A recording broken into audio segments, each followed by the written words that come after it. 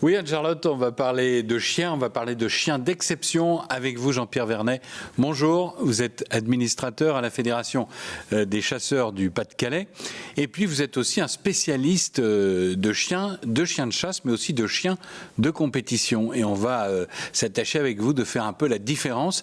Il y a des chiens de chasse pour l'arrêt et puis il y a des chiens de compétition. Qu'est-ce qui se passe? Qu'est-ce qui les sépare? Bonjour, d'abord bonjour à tous. Le chien de compétition est issu du chien de chasse et si vous voulez, est éduqué en fonction des concours pour pouvoir, si vous voulez, améliorer la race du chien de chasse. Toujours garder par ces concours une haute intensité de dressage et de composition avec son maître. Et par le milieu des concours, avec la déclinaison de ces concours, on arrive à trouver une élite de chiens avec lesquels on peut travailler sur son élevage pour avoir des chiens de qualité. On peut faire la comparaison avec des chevaux de course ? Tout à fait, tout à fait.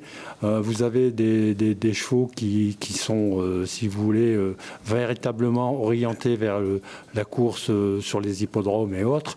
Là, c'est la très haute qualité de cheval.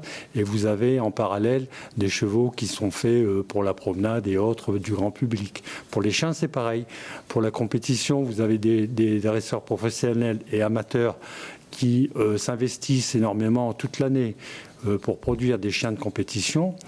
Et ces chiens de compétition vont réussir, quand ils se sont classés à très haut niveau, à reproduire des chiens de qualité pour la chasse. Ce sont des reproducteurs après. C'est tout à fait ça. On prend ces chiens pour faire des reproducteurs, pour améliorer la race, de façon à ce que les chasseurs aient toujours un niveau de chiens compétitif pour eux chasser, parce qu'il faut, quand on trouve ces chiens dans la qualité, avoir des chiens non seulement malléables pour le dressage, mais aussi des chiens équilibrés et des chiens qui ont la passion de la chasse.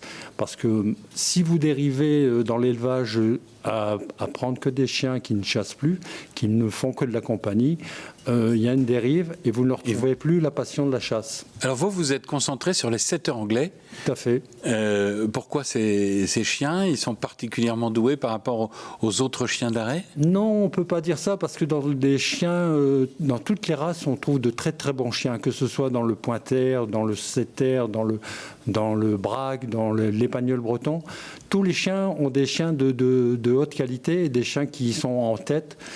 Mais chaque chien a sa particularité et certaines personnes s'orientent plus vers le pointer parce qu'ils ont une sensibilité plus vers ce chien et d'autres vers d'autres races comme moi, le setter. Pourquoi vous avez choisi le setter, vous ?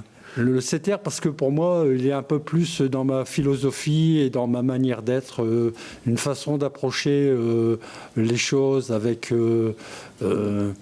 comment dire, souplesse et une certaine élégance. Une certaine élégance. Sont des chiens tendres? Vous êtes aussi un tendre? Oui, d'une certaine façon, oui, c'est vrai, c'est vrai. Alors comment ça se passe une compétition? Parce que c'est très très codifié, il y a plusieurs étapes.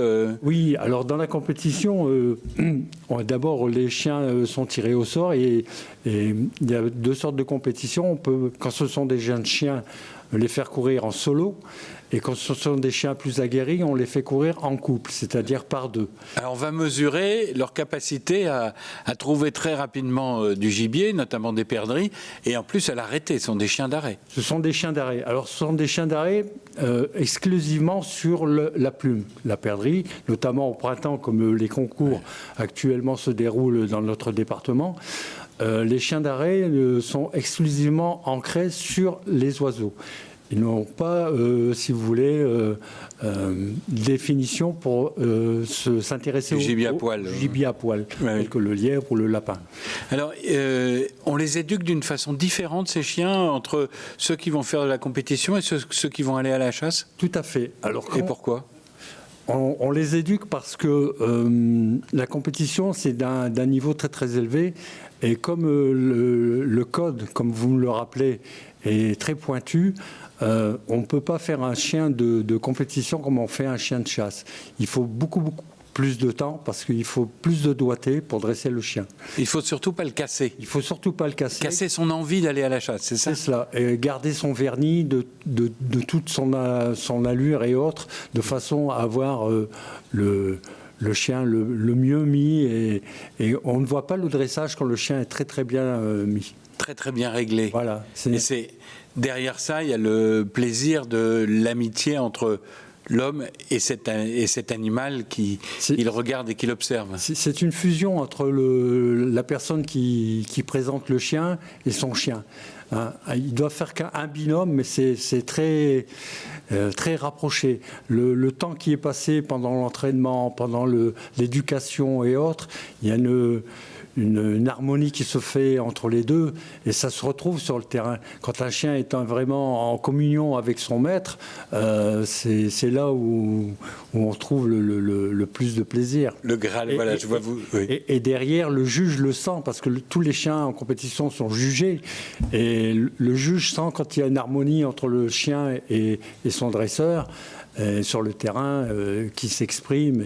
Il n'y a pas besoin de coups de sifflet ou autre, juste un petit geste du bras pour l'envoyer où il doit aller.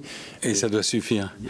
Et c'est ce qu'on va vous expliquer justement dans Passion Nature, un petit peu tout cet élevage, ce dressage de chiens exceptionnels. Merci à vous d'être venus sur notre plateau. Et donc Passion Nature, c'est ce week-end sur WEO.